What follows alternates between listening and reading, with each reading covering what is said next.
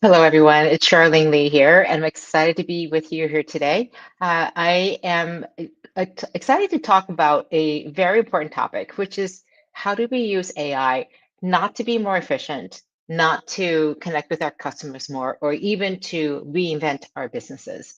It's much more about creating value with a capital V. What I mean by that is how do we become more human? And it may feel like why we talk about this is we're talking about AI and we're using this technology. And it seems like the furthest thing possible because AI is about intelligence and technology and productivity.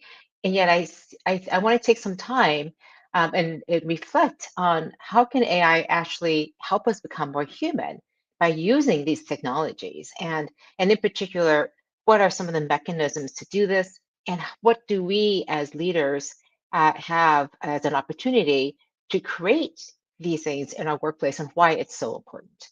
So let me get into that today. I have a bunch of slides here. So want to encourage you to get them at bit.ly/b more human CLI. Again, there's something out there for about being more human by somebody else, but this is what you can get the slides. I have a couple of them just to guide us through in the discussions here today. All right, so let me try to get these slides up and going. So the idea is how do we use AI to become more deeply human? And this is about using AI to do more than just be more efficient. It's really about the fact that companies that are using AI, just limiting it, this highly strategic tool to just do cost cutting or efficiency is missing out. So I think a great cautionary tale of this is Klarna, the company that sort of pay it later, a company that you can pay very expensive purchases on a monthly basis. Is doing great, but they about a year and a half ago decided to lay off 700 agents and use only AI and then realize, oh, that was a mistake because our customer satisfaction was plummeting. So they hired back those people, many of those people, and have a more graduated experience in doing this. So again, if you're looking only at efficiency and productivity, you can make these mistakes. And the potential now is that we realize that there's something more that we can do with AI, and that we couldn't quite get to these things that are important to us as people because we're just cognitively just tired from thinking about things all day. I don't know about you, but after maybe 15 back-to-back meetings, I don't have the brain power, I don't have the emotional power, just exhausted. And we're so often trying to make decisions, yes and no decisions, that we don't have the time and space to deal with the nuances of what it means to be human. So I think it's a real opportunity to step back a little bit and say, what is it that AI can do to help us become this different type of person, this different type of human, so that we can tap into the things that make us uniquely human and are able to do that. So I want to encourage you to comment and share your thoughts and responses. I see that Jay is here. Thank you so much, Jay, for joining and for sharing the slides on LinkedIn. And I think the opportunity here today is to explore what does it mean to be this new type of human. And some of you may have heard me talk about this. We call this, in Katia Walsh and I just finished a book. It's about to come out soon. We'll get a publishing date soon. But the way we think about this is something called integrated intelligence.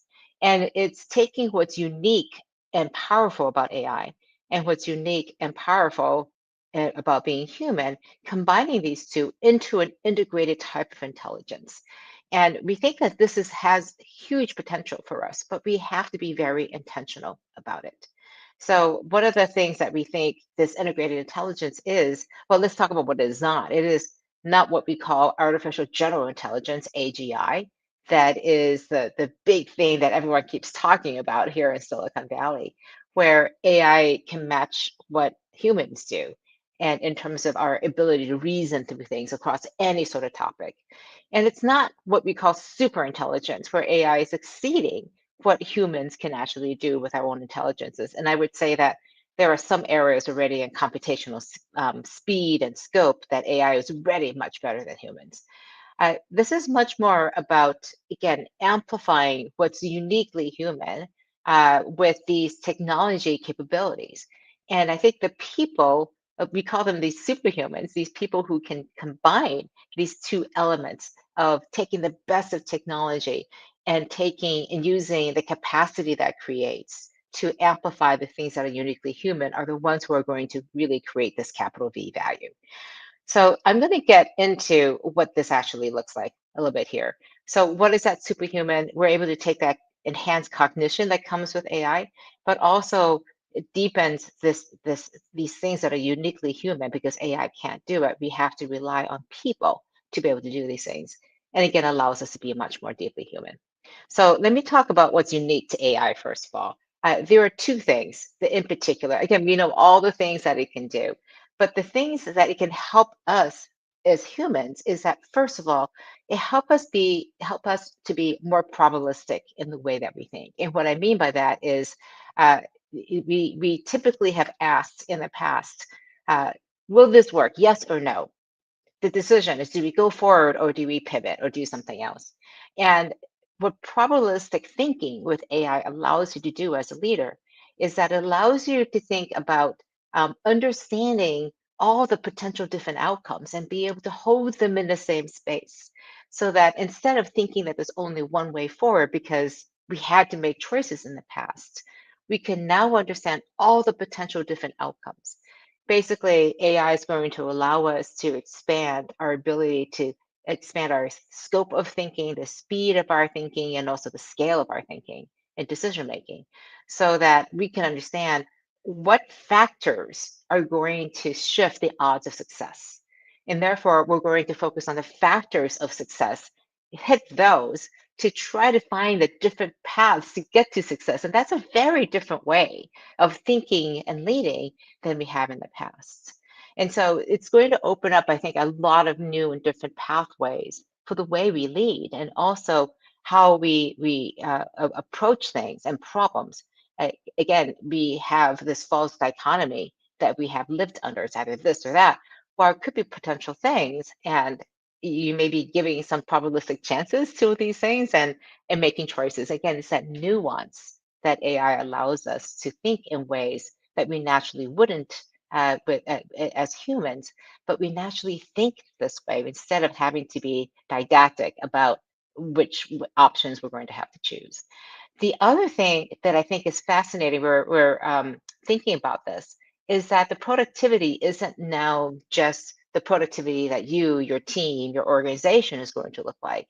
You're feeding this larger intelligence of this network intelligence. And so that you know that when you are contributing those individual things is leading to this greater intelligence that is going to help solve problems better.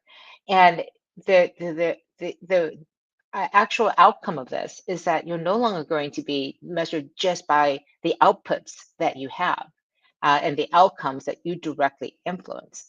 It's going to be looking at also the contributions that you make to a collective intelligence. And I know this may sound a little bit ethereal, but if you know that the things that you do not only benefit you, your organization directly, but benefits a larger collective intelligence, that adds additional value and could influence the choices that you make about where you focus, what problems you solve, where are the directions where you want to create value. And so when you understand that, again, it helps us focus on the things that are truly important to us because we never had this type of intelligence in the past. So those are just two high level things that AI is allowing and creating inside of this integrated intelligence. But I want to go deeper into what is unique about humans that I really want to double down on. And in particular, why it's so different than AI. And the first area, this first dimension of humanity is the ability to have empathy. And this is our human capacity to feel with others, to understand what they're going through, even if they're not going through it, we're not going through it ourselves.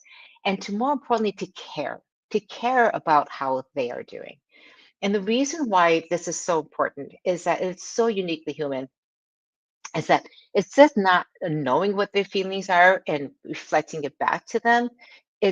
We have these feelings because we recognize that we have shared these experiences. We have a shared sense of humanity. And AI, even no matter how good it is at being empathetic, using empathetic words, helping us feel that there's empathy, it cannot of itself be empathetic because it has not experienced these feelings. It doesn't actually care about your well-being. It is a piece of technology.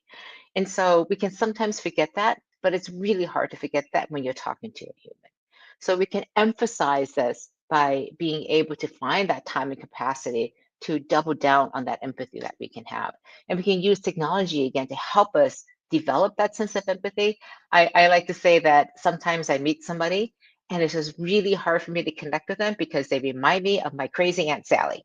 So, and everything that I do, but I have that bias and it's hard for me to just overcome that.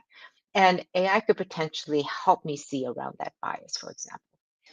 The second dimension of humanity I want to talk about today is self reflection. And this is the practice of looking inward into your patterns and your thinking, and then making a decision about what you're going to change based on what's really important to you. And AI can be very effective at this and serving as a mirror. You can journal, you can talk to it, it can ask you questions, and it can reveal patterns that you can't see on your own. But in the end, only humans can truly have and practice self reflection because you're learning about something, you're discovering about yourself, and you're choosing to change. And AI can have self learning modules, it can be, again, adaptive learning and things like that. But there's a dimension here again of choice, of choosing what's important and what's not to accomplish the goals and the type and to be the type of human that you want to be. That's very important in the whole self-reflection, and that's uniquely human. The third area and dimension is intuition. And this is trusting what we know and having the cognitive patterns to say, oh, I remember this. I have this emotion, this emotion feels familiar. And it's comes from having lived through many countless moments. And AI is wonderful and I can validate our intuition by analyzing some of these patterns. But intuition itself is embodied. It requires that you have lived it, not just having used the data. So it's again something that's uniquely human that we can double down on and tap into. Two more areas. And the one area is the fourth area is judgment and deciding what's right. I find this to be an interesting area because I was speaking to a friend recently and he shared how early in his career he was given the feedback that he didn't have good judgment. And he set off to say, well, I need to develop better judgment. How do I do that? And he said, I just put myself into situations where I had to make decision after decision after decision. And he was very intentional about how he was making decisions and then evaluating afterwards, were they good decisions? Did he exercise good judgment or not? And so I love this definition of it's deciding what's right and making good judgments based on values, the context, and having a sense of responsibility for those consequences. It's not just optimizing for outcomes because you can make a decision to have um, less viable, less than optimal outcomes because of other values that you may take into consideration. So the reality is AI has no inherent values other than the ones we give it. It has no stake in the outcomes other than the ones that we have. It has no accountability. In the end, we're the ones accountability for the way we use AI and the choices that we make based on the things that AI gives us.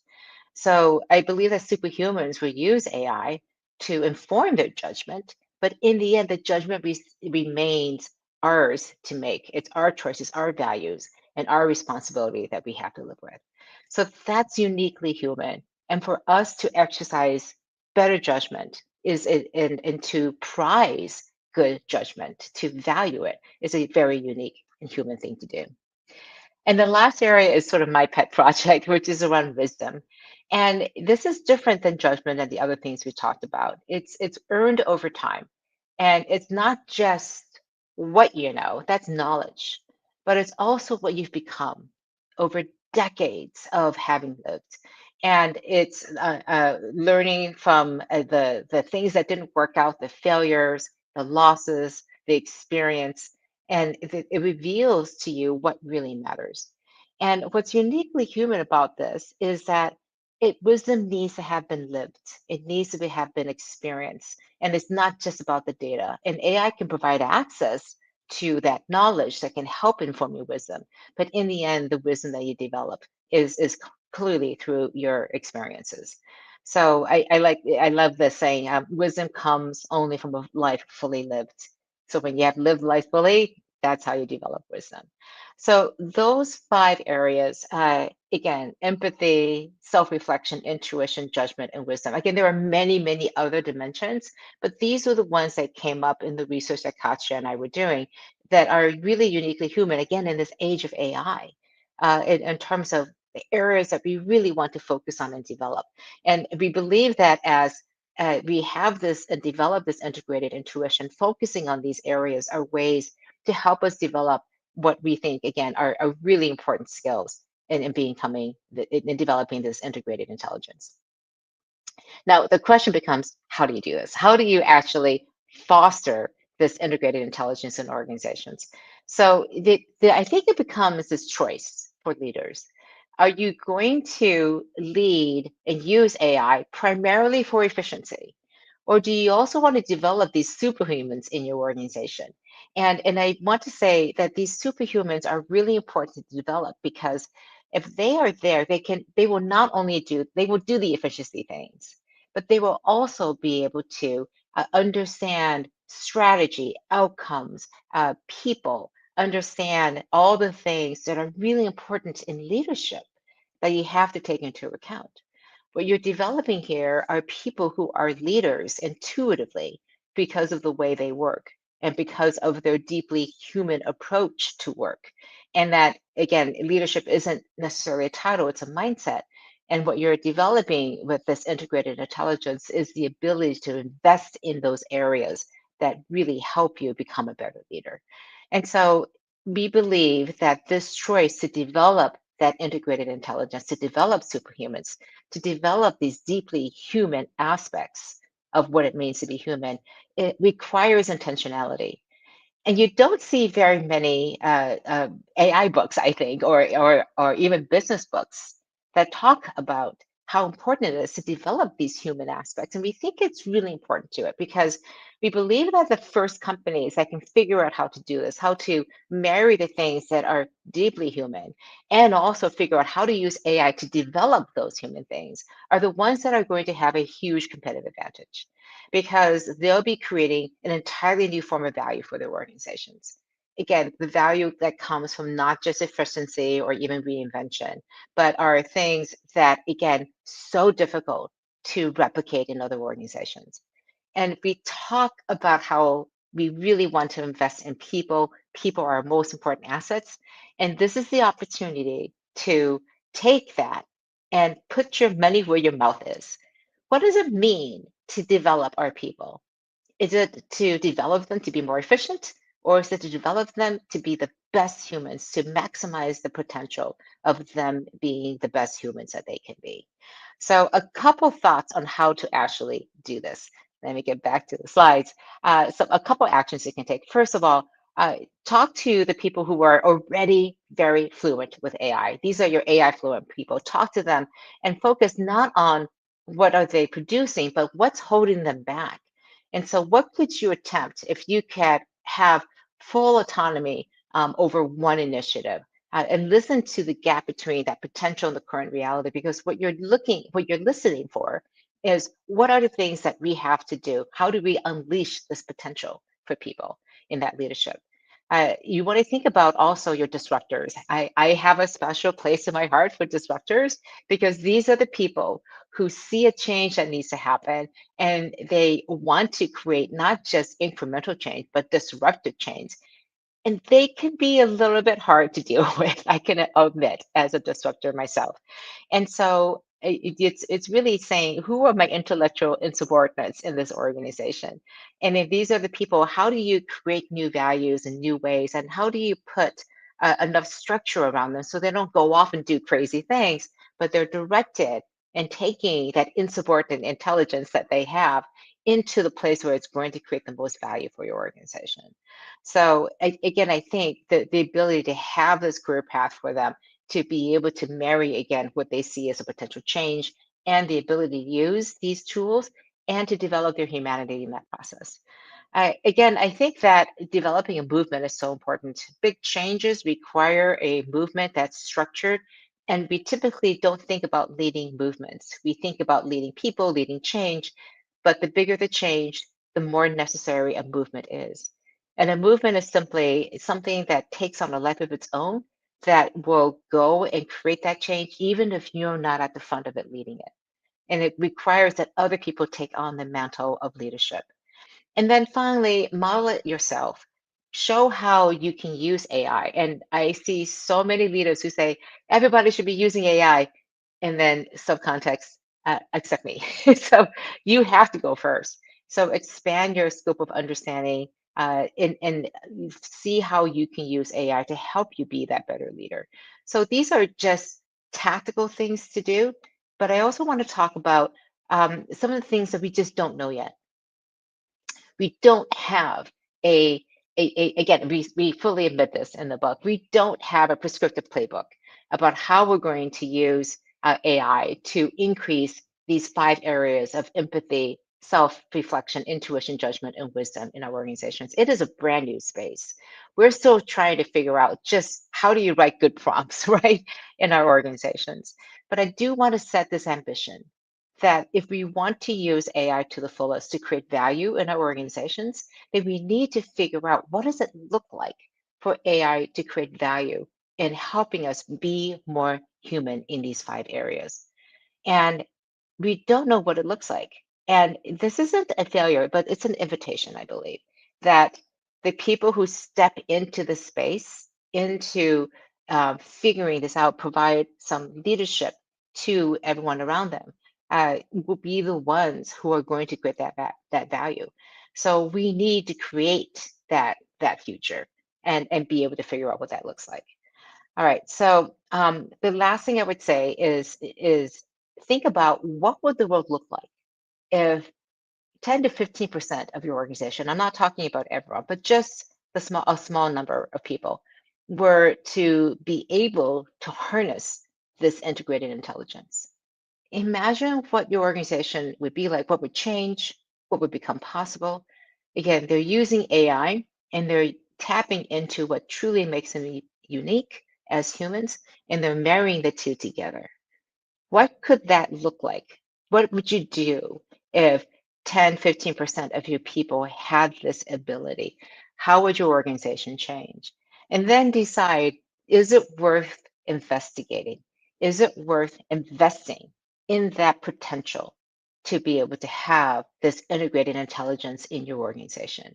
And I think what you'll figure out is that we knew that this was always there, that we could tap into this human potential, but we couldn't do it again because we're too tired, we're too constrained.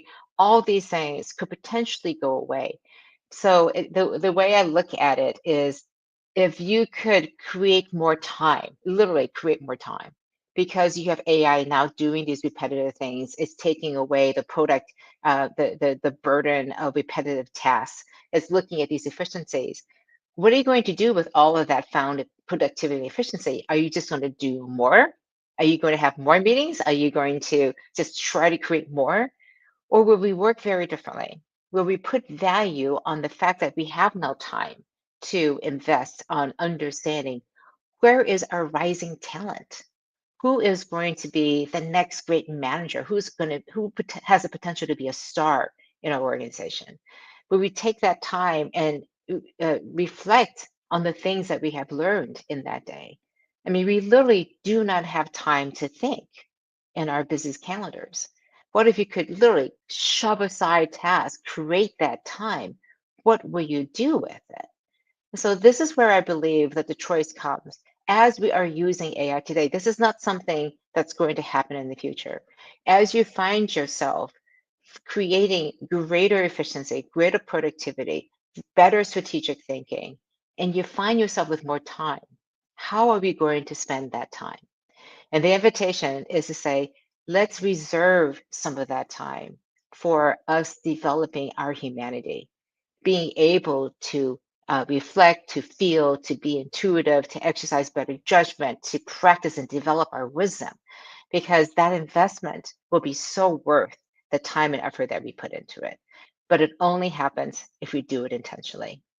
So, my hope is that you do this not only for yourself, but also for your team and for your organization. And we have to be very aware that this potential is there.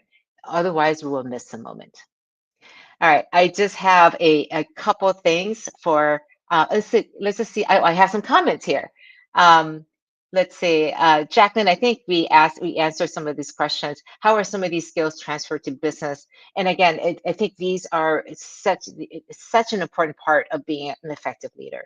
In that, if you do not have empathy, you practice intuition and exercise good judgment and wisdom, it's very difficult to be an effective leader. And I think, Jacqueline, you answered this, that intuition and empathy are two that are so important. So thank you for sharing that perspective too as well. All right, let's see. Next week I will be here, and I've missed you all. It's been a while since I've been online with you all. But one of the things I want to go next year, it'll be my last live stream for the year, and I want to go and recap what's happened in this crazy year of 2025, and also have some predictions for what 2026 is going to look like. So it's going to be a lot of fun. Some of these will be a little bit tongue in cheek, but I think we're going to have some fun with this. So tune in next week to just recap what are the things that we need to be taking away from 2025? What have we learned? And then also, how do we prepare for 2026? And I like predictions that are actionable. So I will not just say, this is what's going to happen, and then leave it for you to figure it out. I'm going to say, this is what's going to happen, and this is why it's important and what you should do about it. So join me next week for a fun look at what's going to happen. I'll be taking out I like to say, my magic 8 ball, shaking it a lot, and answering some questions about what the future will look like. Until then, go out there, experiment, disrupt, and stay safe, of course. And I'll see you next week. Take care.